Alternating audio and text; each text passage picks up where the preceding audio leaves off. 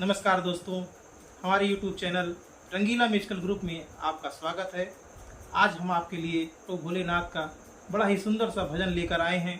जो कि शिव विवाह पर आधारित है। और इसमें किस प्रकार हमारे भोलेनाथ सज धज कर अपने ससुराल के लिए जाते हैं,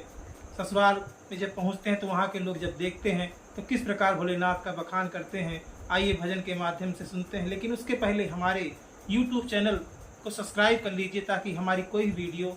जो आप तक सबसे पहले पहुंचे, इसलिए हमारे YouTube चैनल को जरूर सब्सक्राइब करें। आइए सुनते हैं प्रभु भोलेनाथ का प्यारा सा भजन।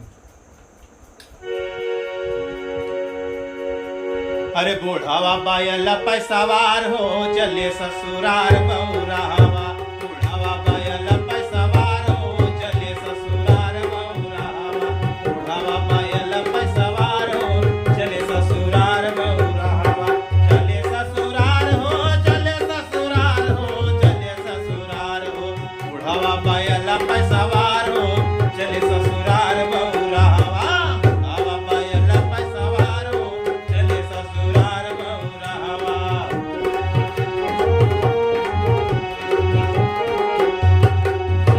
अरे कानवा मा सोहेला बिछुआ कै बाला, बिछुआ कै बाला हो बिछुआ कै बाला, बिछुआ कै बाला हो बिछुआ कै बाला, बिछुआ कै बाला हो बिछुआ कै बाला, कटाई मा सोहे काले नगावा की माला, नगावा की माला हो नगावा की माला, नगावा की माला हो नगावा की माला।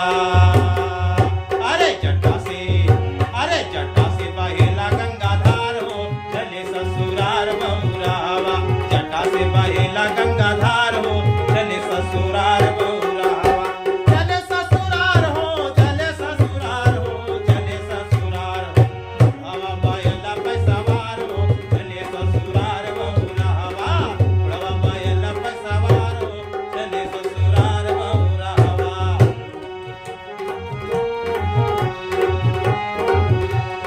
अंग में विभूति गण सोहे मृग छाला, सोहे मृग छाला हो सोहे मृग छाला, अंग में विभूति तन सोहे मृग छाला, मथवा पर चंद्रमा करेला उजियारा, मथवा पर चंद्रमा करेला उजियारा।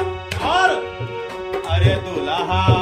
हाय हाय दुल्हा बड़ा है दिलदार हो चले ससुरार बौरावा, दुल्हा बड़ा है दिलदार हो चले ससुरार बौरावा, बुढ़ावा बायला पे सवार हो चले ससुरार बौरावा।